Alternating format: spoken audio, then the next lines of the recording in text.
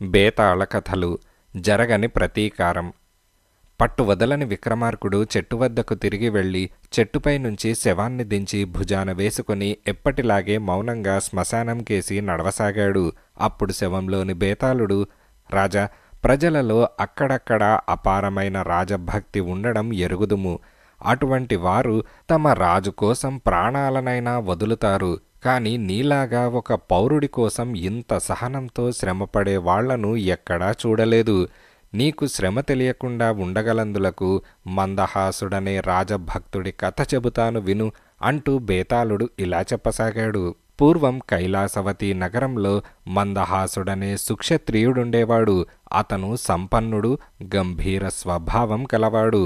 అతను తన సాటి క్షత్రియ కన్యను నీలాలక అనే ఆమెను ప్రేమించి వివాహమాడగోరాడు.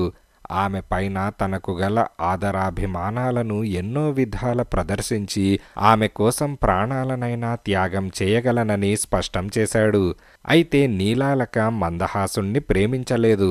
ఆమె ధృతవర్మ అనే మరొక సామంతుణ్ణి ప్రేమించింది. కొన్నాళ్ల తర్వాత నీలాలక ధృతవర్మను పెళ్లాడింది. కాలక్రమాన వారికొక కుమారుడు కూడా కలిగాడు. నీలాలకను తాను పెళ్లాడలేకపోవటము, ధృతవర్మ పెళ్లాడటము మందహాసుడి హృదయంలో శూలపు పోటులాగా అయింది. ఏనాడు అవకాశం దొరికితే ఆనాడు ఆ ధృతవర్మను నా కత్తికి బలి చేస్తాను అని మందహాసుడు ఘోర ప్రతిజ్ఞ చేశాడు. ధృతవర్మను చంపటం తప్ప తనకు మరొక జీవిత లక్ష్యం లేకుండా అందుకోసమే బతుకుతున్న వాడిలాగా కనిపించాడు. కైలాసవతి నగరపు రాజుకు ఒక దాయాది ఉన్నాడు. అతను అదివరకు ఒకసారి రాజును చంపి తానే రాజు కావాలని ప్రయత్నించగా రాజుగారు తరుణంలో పసిగట్టి ఆ ద్రోహిని దేశం నుంచి వెళ్ళగొట్టించాడు. దేశం విడిచి వెళ్ళి కూడా ఆ దుర్మార్గుడు తన ప్రయత్నాలను మానలేదు. రాజుగారి సామంతులలో కొందరిని రహస్యంగా తన పక్షం చేసుకొని వారిని తిరుగుబాటుకు పురికొల్పాడు. సామంతులు రాజుపై తిరుగుబాటు చేసే సమయానికి ఆ ద్రోహి కొంత సైన్యంతో కూడా రాజ్యంపైకి దండెత్తి వచ్చాడు. రాజుగారిపైన తిరుగుబాటు చేసిన సామంతులలో ధృతవర్మ కూడా ఉన్నాడు. ఈ సంగతి తెలియగానే మందహాసుడు తన బలాలతో సహా రాజుగారి పక్షాన పోరాడటానికి వెళ్ళాడు. యుద్ధరంగంలోనైనా ధృతవర్మ తనకు అందకపోతాడా అని మందహాసుడి ఆశ. యుద్ధం కొద్ది గంటలలో ముగిసింది. తిరుగుబాటుదారులు ఓడి యుద్ధరంగం నుండి పారిపోయారు. వారిని తరిమి పట్టుకొని శిరశ్ఛేదం చేయమని రాజుగారు తన పక్షాన పోరాడిన సామంతులకు ఉత్తర్విచ్చాడు. అయితే నిజమైన దీక్షతో రాజద్రోహులను వేటాడిన వారు 2-3 మాత్రమే. మిగిలిన సామంతులకు ఇది చాలా అమానుషంగా తోచింది. రాజద్రోహులను దీక్షతో వేటాడిన వారిలో మందహాసుడొకడు. ఓడిపోయిన వాళ్లను, పారిపోయిన వాళ్లను వేటాడటం అతనికి కూడా క్రూరమనే అనిపించింది. కాని అతను వేటాడినది ఒక్క ధృతవర్మ కోసమే. ఆ ధృతవర్మ యుద్ధరంగంలో తన పాలపడకుండా తప్పించుకున్నాడు. అతని ప్రాణాలు తీస్తానని మందహాసుడు చేసిన ప్రతిజ్ఞ నెరవేరనే లేదు. తిరుగుబాటుదారులు ఎంతోమంది దొరికారు, మరణశిక్ష పొందారు. కాని ధృతవర్మ దొరకలేదు. అతను దేశం దాటి పారిపోకముందే ఎలాగైనా వెతికి పట్టుకోవాలని మందహాసుడి ఉద్దేశం. యుద్ధరంగం నుంచి పారిపోయిన తిరుగుబాటుదారుల జాడలు దారిలో కనిపించిన వారి ద్వారా తెలుసుకుంటూ ఒకనాడు చీకటి పడి మందహాసుడు తన భటులతో సహా ఒక గ్రామం చేరి అక్కడి సత్రంలో ఒక రాత్రికి బస ఏర్పాటు చేసుకున్నాడు. ఇంతలో ఆ సత్రంలో చేరిన మనుషుల సంభాషణను బట్టి ఆ గ్రామం చివర ఒక పాడుబడిన ఇంట్లో ఎవరో తిరుగుబాటుదారు ఉంటున్నట్టు తెలిసింది. వెంటనే మందహాసుడు తన భటులను దివిటీలతో సహా తన వెంట రమ్మని ఆజ్ఞాపించి ఆ పాడుబడిన ఇంటిని వెతుక్కుంటూ బయలుదేరాడు. ఇల్లు సులువుగానే దొరికింది.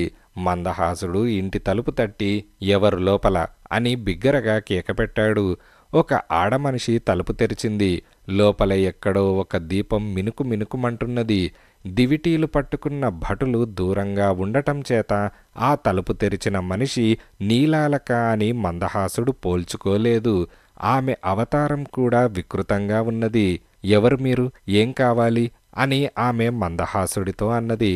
ఈ ఇంట్లో ఎవరున్నారు అని మందహాసుడు గద్దించి అడిగాడు. నేను నా కొడుకు అని నీలాలక అన్నది. ఆమె మందహాసుడి గొంతు పోల్చుకొని తన భర్తకు ప్రమాదం రానున్నదని భయపడసాగింది. అయితే మీరిద్దరూ తక్షణం ఇల్లు విడిచి వెళ్ళండి, మేమీ ఇంటిని దగ్ధం చేయాలి అని మందహాసుడన్నాడు. అతను ఆ మాట అన్నదే తడవుగా ఇంటిని తగలబెట్టడానికి భటులు దివిటీలతో సహా పరిగెత్తారు. నీలాలక గబగబా లోపలికి వెళ్ళి నిద్రపోతున్న తన కొడుకుని ఎత్తుకున్నది. ఇంటి కప్పు అప్పుడే అక్కడక్కడా అంటుకున్నది. ఆమె బయటకు పరిగెత్తుకు వచ్చి, నా భర్త గాయపడి లోపల ఉన్నారు, ఆయనను సజీవంగా దహించేస్తే మీకేమొరుగుతుంది? ఆయన మీద మీకు పగ ఎందుకు? నేనాయనను ప్రేమించి పెళ్లాడాను, కావాలిస్తే నా ప్రాణాలు తీసుకోండి. వీడు నా కొడుకు, నన్ను చూసి కాకపోతే ఏ పాపము ఎరగని వీణ్ణి చూసైనా నా భర్తను కాపాడండి అని కన్నీరు కార్చుతూ మందహాసుడి కాళ్లపైన పడింది. మందహాసుడు నీలాలకను గుర్తించాడు. అతని మనస్సు కలవరపడింది. అతను నీలాలక కొడుకును ఎత్తుకొని ముద్దు పెట్టుకొని తల్లికి అప్పగించాడు.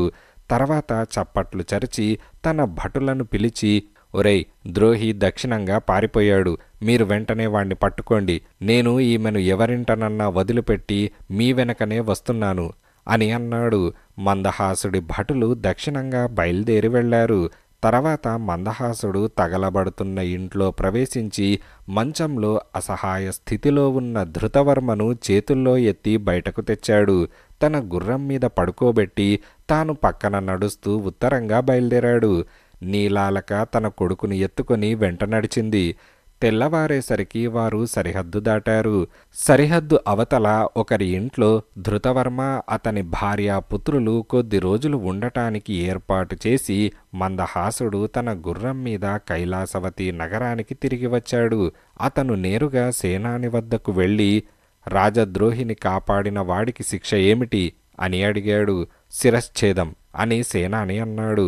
అయితే నాకు శిరశ్ఛేదం చేయించండి, రాజుగారిపైన తిరుగుబాటు చేసిన ధృతవర్మను నేను కాపాడి సరిహద్దు దాటించి ఇప్పుడే వస్తున్నాను అని అన్నాడు. సేనాని ఆశ్చర్యంతో, చేసిందేదో చేశావు, ఆ సంగతి ఒకరికి చెప్పటం దేనికి? నిన్ను ఎవరు అడగబోయారు అని అన్నాడు. మందహాసుడు తృప్తి చెందక రాజుగారి వద్దకు వెళ్ళి, మహారాజా, నేను రాజద్రోహి అయిన ధృతవర్మను కాపాడాను, నాకు తగిన శిక్ష విధించండి అని అన్నాడు. రాజుగారు మండిపడి తన మంత్రితో, ఈ దుర్మార్గుడి తల తీయించండి అని అన్నాడు. అందుకు సేనాని అడ్డుపడి, మహారాజా, తొందరపడకండి, మన సామంతులలో ఎంతోమంది యుద్ధానికి రాకుండా ఏవో సాకులు చెప్పి తప్పించుకున్నారు. ఇతను తిరుగుబాటుదారులతో వీరోచితంగా పోరాడాడు. యుద్ధం ముగిశాక 20 మందికి పైగా రాజద్రోహులను పట్టుకున్నాడు. ఒక్కణ్ణి కాపాడినంత మాత్రం చేత రాజద్రోహిగా ఎంచి మరణదండన విధించటం భావ్యం కాదు.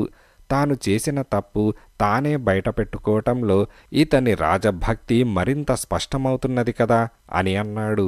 సేనాని చేసిన ఈ వాదన రాజుకు నచ్చింది. ఆయన మందహాసుణ్ణి దండించక విడిచిపుచ్చాడు. బేతాళుడు ఈ కథ చెప్పి, రాజా, మందహాసుడి ప్రేమ అనన్యమైనది, అతని రాజభక్తి కూడా అపారమైనదే.